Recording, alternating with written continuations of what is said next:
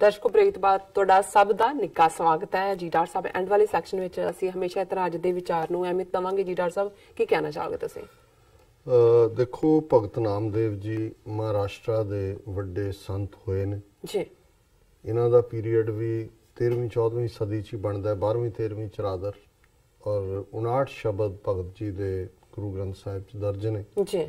ਅਸੀਂ ਵੀਰਵਾਰ ਦੇ ਪ੍ਰੋਗਰਾਮ 'ਚ ਇੱਕ ਸ਼ਬਦ ਉਹਨਾਂ ਦਾ ਪਿਕ ਕਰਦੇ ਹਾਂ ਔਰ ਅੱਜ 44ਵਾਂ ਸ਼ਬਦ ਉਹਨਾਂ ਦਾ ਹੈ।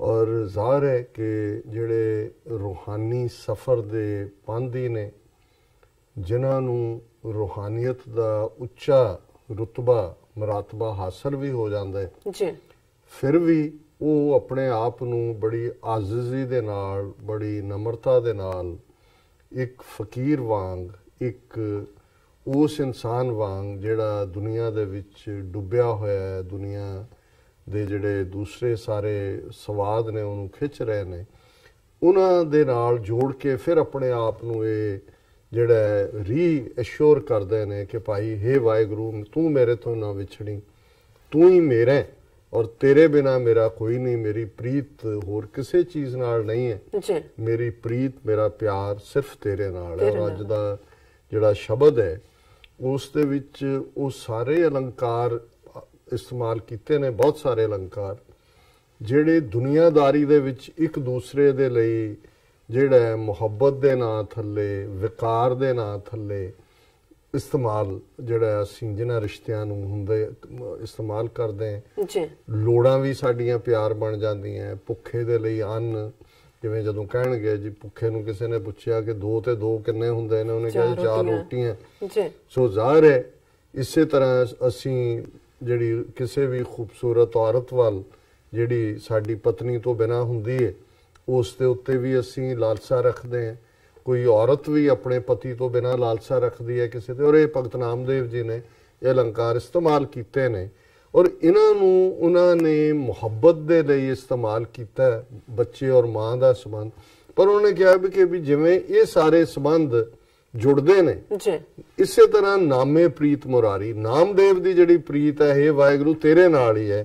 ਔਰ ਰਹਾਉ ਦੀ ਤੁਕ ਹੈ, ਨਾਮੇ ਪ੍ਰੀਤ ਨਾਰਾਇਣ ਲਾਗੀ, ਸਹਿਜ ਸੁਭਾਏ ਭਇਓ ਬੈਰਾਗੀ। ਕਿ ਨਾਮਦੇਵ ਜੀ ਕਹਿੰਦੇ ਨੇ ਵੀ ਮੇਰੀ ਪ੍ਰੀਤ, ਮੇਰਾ ਪਿਆਰ ਤਾਂ ਨਾਰਾਇਣ ਦੇ ਨਾਲ ਹੈ, ਵਾਹਿਗੁਰੂ ਦੇ ਨਾਲ ਹੈ ਔਰ ਮੈਂ ਕੋਈ ਯਤਨ ਨਹੀਂ ਕੀਤਾ, ਬਸ ਪਿਆਰ ਮੇਰਾ ਪਿਆ ਹੀ ਤੇਰੇ ਨਾਲ ਹੈ। ਸਹਿਜ ਸੁਭਾਏ ਕਿ ਮੈਂ ਸਹਿਜ ਦੇ ਘਰ ਵਿੱਚ ਟਿਕਿਆ ਹੋਇਆ, ਭਾਏ ਉਸ ਪਿਆਰ ਦੇ ਵਿੱਚ ਹੈ ਔਰ ਭਇਓ ਬੈਰਾਗੀ, ਹੋਰ ਹਰ ਚੀਜ਼ ਨਾਲੋਂ ਮੇਰਾ ਮਨ ਉਚਾਟ ਹੈ, ਮੇਰਾ ਮਨ ਵੈਰਾਗਿਆ ਹੋਇਆ ਹੈ, ਸਿਰਫ ਤੇ ਸਿਰਫ ਜੇ ਮੇਰੀ ਪ੍ਰੀਤ ਹੈ ਤੇ ਹੇ ਵਾਹਿਗੁਰੂ ਤੇਰੇ ਨਾਲ ਹੈ। ਔਰ ਉਹਦੇ 'ਚ ਫਿਰ ਉਹਨਾਂ ਨੇ ਅਲੰਕਾਰ ਦਿੱਤੇ ਨੇ, ਜੈਸੇ ਭੂਖੇ ਪ੍ਰੀਤ ਅਨਾਜ, ਤ੍ਰਿਖਾਵੰਤ ਜਲ ਸੇਤੀ ਕਾਜ, ਜੈਸੇ ਮੂੜ ਕੁਟੰਬ ਪਰਾਇਣ, ਐਸੀ ਨਾਮੇ ਪ੍ਰੀਤ ਨਾਰਾਇਣ। ਕਿ ਜਿਵੇਂ ਭੁੱਖੇ ਨੂੰ ਅੰਨ ਦੇ ਨਾਲ ਪ੍ਰੀਤ ਹੁੰਦੀ ਹੈ, ਇਵੇਂ ਹੀ ਨਾਮਦੇਵ ਨੂੰ ਤੇਰੇ ਨਾਲ ਹੈ। ਜਿਵੇਂ ਪਿਆਸੇ ਨੂੰ ਤ੍ਰਿਖਾਵੰਤ ਪਾਣੀ ਦੇ ਲਈ ਕਿਵੇਂ ਫਿਰ ਡੱਪ ਡੱਪ ਡੱਪ ਕਰਕੇ ਪੀਂਦਾ, ਕਈ ਵਾਰੀ ਕਹਿੰਦਾ ਵੀ ਉਹ ਕਟੋਰਾ ਲੱਭਾ ਪਾਣੀ ਪੀ ਪੀ ਆਫਰਿਆ ਪੀ ਜਾਂਦਾ ਉਹਦੀ, ਕਿਉਂਕਿ ਉਹ ਉਸ ਤੋਂ ਵਿਛੜਿਆ ਹੁੰਦਾ। ਤ੍ਰਿਖਾਵੰਤ ਜਲ ਸੇਤੀ ਕਾਜ, ਪਿਆਸੇ ਦੀ ਜਿਹੜੀ ਦੌੜ ਹੈ ਉਹ ਪਾਣੀ ਤੱਕ ਹੁੰਦੀ ਹੈ, ਉਹਦੀ ਉਹ ਦੇਖਦਾ ਹੀ ਪਾਣੀ ਤੱਕ।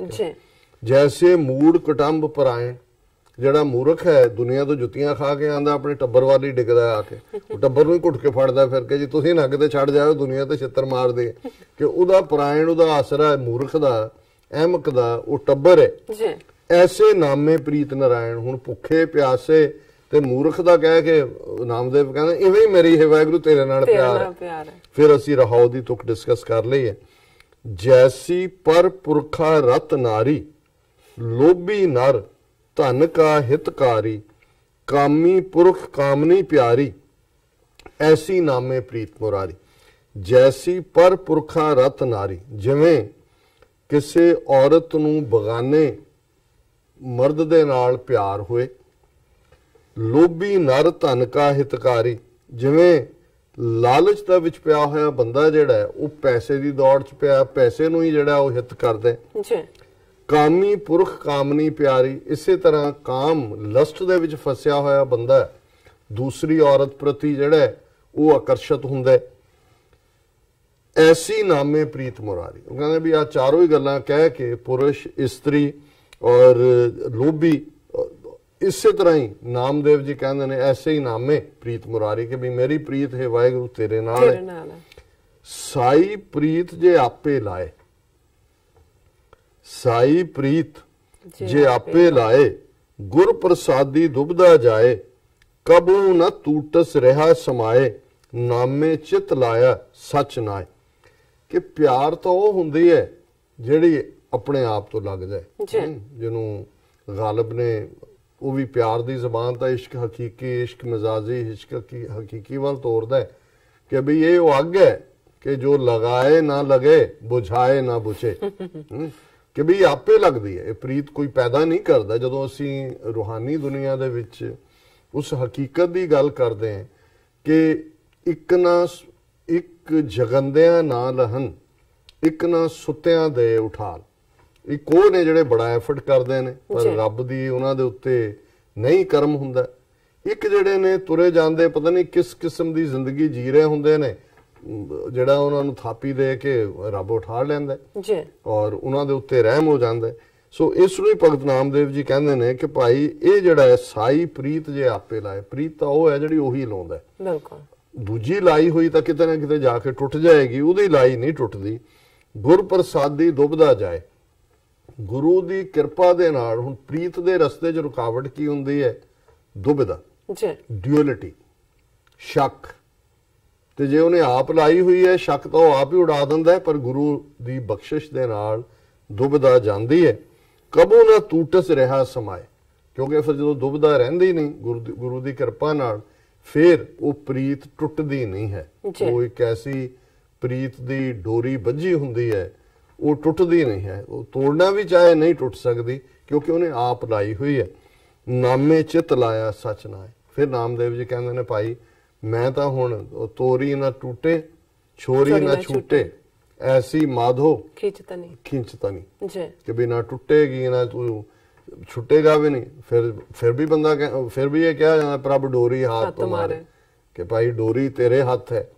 ਉਹ ਪਤੰਗ ਦੀ ਡੋਰੀ ਹੈ ਨਾ, ਕਿ ਵੀ ਅਦਰਵਾਈਜ਼। ਔਰ ਅਖੀਰ ਭਗਤ ਜੀ ਕਹਿੰਦੇ ਨੇ ਜੈਸੀ ਪ੍ਰੀਤ ਬਾਰਕ ਕਰ ਮਾਤਾ, ਐਸਾ ਹਰ ਸੇਤੀ ਮਨ ਰਾਤਾ, ਪ੍ਰਣਵੈ ਨਾਮ ਦਿਓ ਲਾਗੀ ਪ੍ਰੀਤ, ਗੋਬਿੰਦ ਬਸੈ ਹਮਾਰੇ ਚੀਤ। ਅਖੀਰ ਚ ਉਹਨਾਂ ਨੇ ਉਹ ਮੁਹੱਬਤ ਦਿੱਤੀ ਜਿਹਨੂੰ ਅਸੀਂ ਮਾਂ ਤੇ ਬੱਚੇ ਦਾ ਪਿਆਰ, ਕਿ ਜਿਵੇਂ ਮਾਂ ਬੱਚੇ ਨੂੰ ਪਿਆਰ ਕਰਦੀ ਹੈ, ਬੱਚਾ ਮਾਂ ਨੂੰ ਕਰਦਾ, ਇਵੇਂ ਹੀ ਵਾਹਿਗੁਰੂ ਦੇ ਨਾਲ ਮੇਰਾ ਮਨ ਰੰਗਿਆ ਹੋਇਆ। ਤੇ ਸੁਝਾਅ ਸਾਨੂੰ ਭੇਜਣਾ ਭੁੱਲਣਾ ਸਾਡੇ ਇਸ ਪਤੇ ਤੇ।